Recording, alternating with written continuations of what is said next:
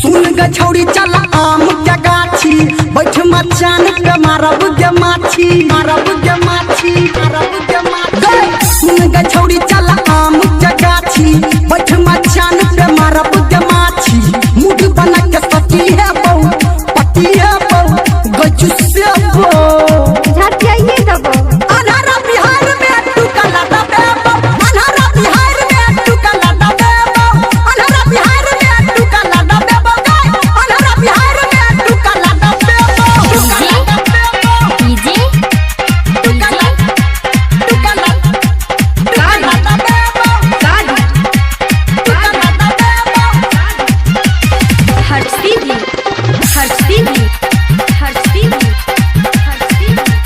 अजय दीवाना। अभी आप सुन रहे हैं सावरिया म्यूजिक।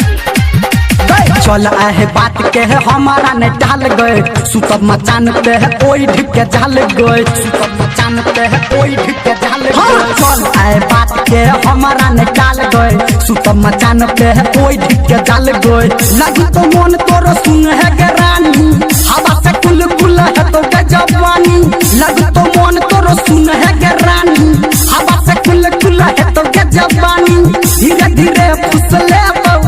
गोई देबो गोई घुसे बो पंचर खस्तो अनहरा बिहार में टुकला दबे अनहरा बिहार में टुकला दबे अनहरा बिहार में टुकला दबे अनहरा बिहार में टुकला दबे डीजे